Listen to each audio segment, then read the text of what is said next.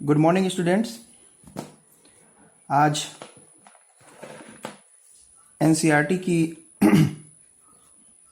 Chemistry class 12 की आज हम डिस्कस करेंगे चैप्टर नंबर 1 पार्ट 1 का, केमिस्ट्री पार्ट 1 का चैप्टर नंबर 1 सॉलिड स्टेट, ठोस अवस्था। आज हम ठोस अवस्था के बारे में डिस्कस करेंगे। तो सबसे पहले हम लोग इंट्रोडक्शन ले लेते हैं कि भाई हमें ठोस पदार्थों का अध्ययन करना क्यों जरूरी है। तो बच्चों, आप अपने पूर्व की कक्षाओं जैसे कक्षा 11, कक्षा 10 में अध्ययन किया होगा कि जो द्रव और गैस होते हैं वो स्वतंत्र रूप से बहते हैं, अर्थात उनमें तरलता का गुण होता है, उनमें प्रवाह क्षमता होती है, वह एक स्थान से दूसरे स्थान तक बह जाते हैं।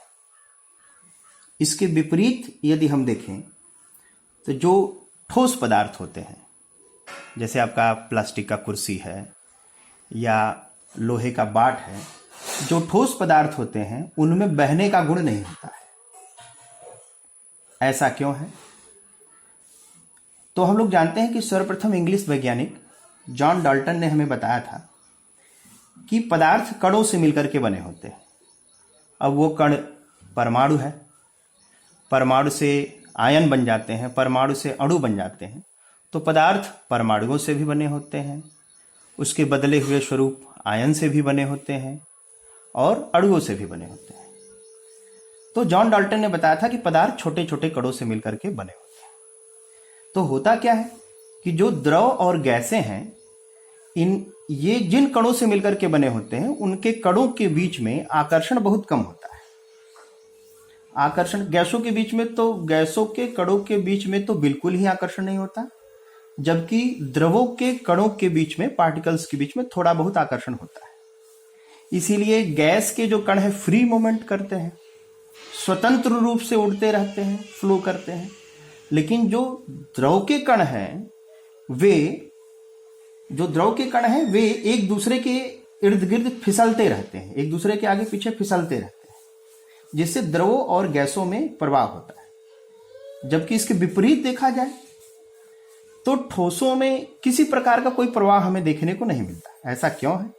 क्योंकि जो ठोस पदार्थ होते हैं उनमें जो कण होते हैं वो नियत स्थान पे होते हैं, उनमें किसी प्रकार की कोई गति नहीं होती है, वे केवल कंपन करते हैं, थोड़ा बहुत दोलन करते हैं, अपने स्थान पे हिलते रहते हैं।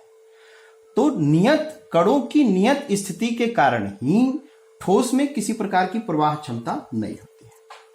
तो इस प्रकार से हमने पहला अंतर यह देख लिया कि द्रवों और गैसों में प्रवाह होता है, तरलशीलता होती है, लेकिन ठोसों में किसी प्रकार की कोई तरलशीलता नहीं होती है। और आज का हमारा जो टॉपिक है वो ठोस अवस्था के बारे में ही है। हम यहां पर द्रव अवस्था और गैस अवस्था का कोई चर्चा नहीं करेंगे। तो सवाल सबसे पहले उठता है कि ठोस का अध्ययन क्यों जरूरी है। तो हम अपने दैनिक जीवन में बहुत सारे ठोस पदार्थों का उपयोग करते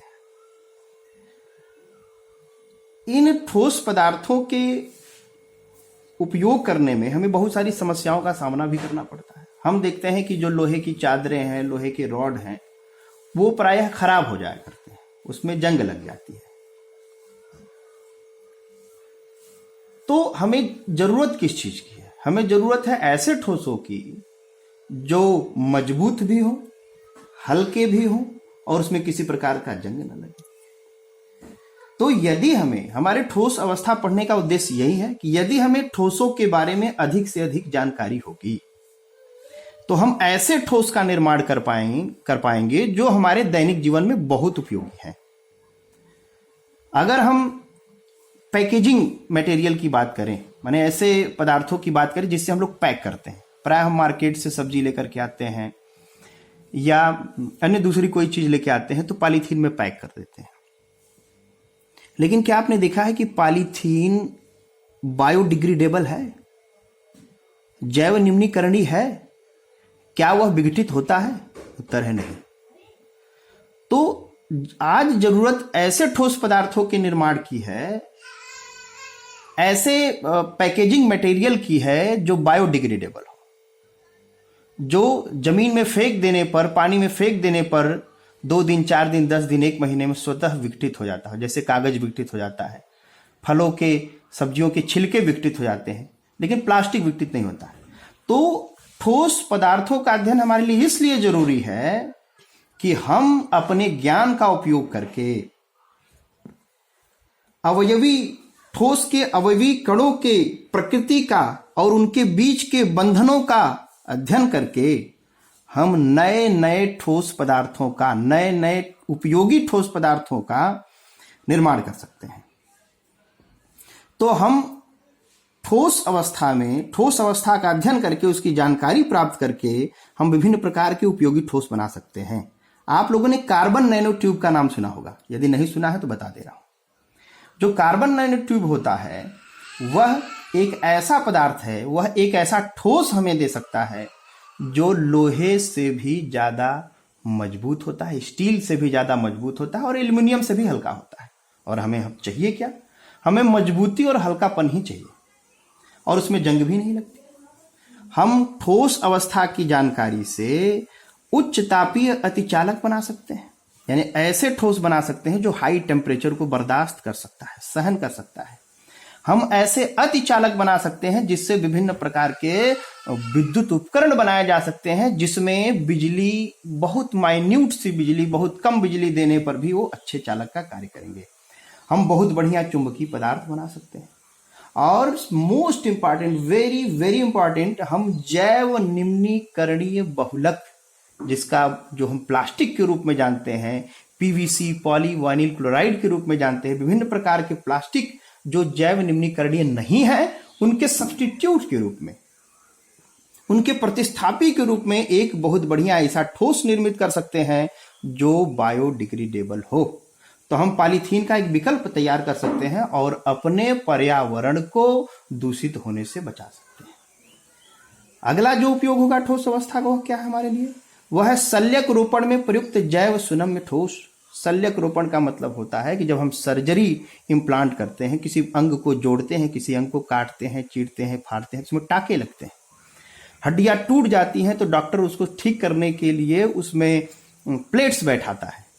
तो जो टाके लगते हैं सर्जरी को सिलने के लिए, या जो प्लेट्स लगती हैं हड्डियों को जोड़ने के लिए, हम ऐसे पदार्थों का बना सकते हैं कि हमें टाके कटवाने की जरूरत नहीं होगी।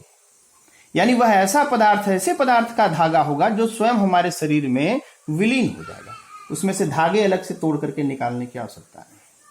तो इसीलिए ठोस अवस्था का अध्ययन करना हमारे दैनिक और हमारे औद्योगिक जीवन के लिए एक बेहतर विकल्प साबित हो सकता है। छात्रों, हम कैसे जानेंगे कोई पदार्थ ठोस अवस्था में है? वैसे तो सामान्य रूप से हम आसानी से देख करके समझ सकते हैं। हमारे आसपास पदार्थ 3 ही अवस्थाओं में पाए जाते हैं, द्रव अवस्था, गैस अवस्था, ठोस अवस्था। तो हम आज ठोस अवस्था के अभिलक्षण की बात करेंगे कि ठोस अवस्था का क्या लक्षण है, किसी पदार्थ का वह कौन सा लक्षण जो उसे ठोस पदार्थ की श्रेणी में रखता है, वो हम देखेंगे। तो सबसे पहला लक्षण है कि जो ठोस पदार्थ होते हैं उनका द्रव्यमान, आयतन, आकार, ये सब निश्चित होता है। हम कक्षा 9 से ही पढ़ते चले आए हैं। ठोस पदार्थ कहीं रखा हुआ है, उसका द्रव्यमान परिवर्तित नहीं होता है। ठोस पदार्थ का आयतन परिवर्तित नहीं होता है। स्वतः अगर हम परिवर्तित करेंगे तो कुछ भी परिवर्तित हो सकता है, लेकिन स्वतः आयतन, आकार, ये सब निश्चित होता है। क्यों निश्चित होता है? क्योंकि हम जानते हैं कि जो ठोस पदार्थ के कण हैं वह अपने स्थान पर फिक्स होते हैं, उनका स्थान नियत होता है, वो अपने स्थान से निश्चित नहीं होता, इसलिए उनका आयतन और आकार निश्चित होता है।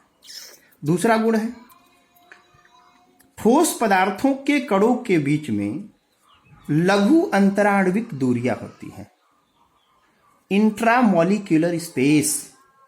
यदि ये ठोस पदार्थ है, अगर ये कणों से मिलकर के बना हुआ है, तो जो उसके कण होंगे इतने पास पास होंगे कि कणों के बीच में रिक्त स्थान की गुंजाइश बहुत कम होती। तो जब आप जानते हैं कि कणों के बीच में रिक्त स्थान जब कम होगा, तो तीसरा पॉइंट हम देखेंगे कि प्रबल अंतरा आणविक बल लगता है। कणों के बीच में रिक्त स्थान जितना कम होगा, कणों के बीच में आकर्षण उतना ही ज्यादा होता है और आकर्षण के परिणाम स्वरूप ही कण अपने स्थान पर टिके रहते हैं, एक स्थान से दूसरे स्थान तक मूवमेंट नहीं करते हैं, मात्र कंपन करते हैं। तो इसीलिए प्रबल आकर्षण बल के कारण ही ठोसों का आयतन, आकार, द्रव्यमान इत्यादि निश्चित होता है। अगला है कणों की नियत स्थिति। वही बात हो गई कि जब कणों के बीच में दूरियां कम होगी, ठोस पदार्थ जिन कणों से मिलकर के बना हुआ उन कणों के बीच में दूरियां कम होंगी तो उनके बीच में प्रबल आकर्षण लगेगा, और जब प्रबल आकर्षण लगेगा तो कण अपने नियत स्थिति पर रहेंगे, कण अपने नियत स्थान पर रहेंगे। वो किसी प्रकार की फिसलन, किसी प्रकार का मूवमेंट, किसी प्रकार का स्लिपनेस, ये कुछ भी नहीं दिखाते। और लास्ट है जो है असंपीड्य एवं कठोर होते हैं। जो ठोस होते हैं वो असंपीड्य होते हैं, नॉन कंप्रेसिबल, और कठोर हार्ड होते हैं। तो असंपीड्य का कि जिसे दबाया न जा सके, यदि हम किसी सिलेंडर में गैस भरें और उसे पिस्टन की सहायता से दबाने की कोशिश करें तो वो गैस दब जाएगी। उसका आयतन यदि 2 लीटर है तो दबाएंगे तो 1 लीटर हो सकता है। कुछ हद तक जल भी संपीड्य है, जल को भी दबाया जा सकता है। लेकिन जो ठोस होते हैं वो नॉन कंप्रेसिबल होते हैं, असंपीड्य, मतलब इनका आयतन दबा करके कम नहीं किया जा सकता। अब जैसे एक लोहे का टुकड़ा है, यदि इस लोहे के टुकड़े को हम दबाने की कोशिश करें तो दब तो जाएगा, लेकिन उसका आयतन परिवर्तित, फिर से आयतन वही रह जाएगा उसका। तो असंपीड्य होते हैं, यानी इनको कंप्रेस करके इनके आयतन में परिवर्तन नहीं किया जा सकता, जबकि गैस में तो बहुत सारा परिवर्तन किया जा सकता है, द्रव में कम परिवर्तन होता है। ठोस कठोर होते हैं, कठोर तो होंगे ही क्योंकि कणों के बीच में बहुत ज्यादा आकर्षण बल होता है। आइए अगले टॉपिक पे विचार करते हैं। अब जब हम ठोस पे आए हैं तो हम यहां पर चर्चा करेंगे कि ठोस कितने प्रकार के होते हैं। तो हम यहां पर देखेंगे बच्चों कि जो ठोस है वो 2 प्रकार के होते हैं। एक होता है क्रिस्टलीय ठोस यानी क्रिस्टलाइन सॉलिड, और दूसरा होता है अक्रिस्टलीय ठोस यानी एमार्फस। जो एमार्फस शब्द है वो जो ग्रीक भाषा से लिया गया है। ग्रीक भाषा का शब्द है एमार्फस। इसका अर्थ होता है कोई आकृति न होना। अब यहां पर हम देखेंगे कि हम आगे चर्चा करेंगे, हमें ज्ञात होगा कि कौन क्रिस्टलीय ठोस है, कौन अमार्फस है। तो 2 प्रकार के सॉलिड होते हैं, एक होता है क्रिस्टलाइन सॉलिड यानी क्रिस्टलीय ठोस, और दूसरा होता है एमार्फस अक्रिस्टलीय।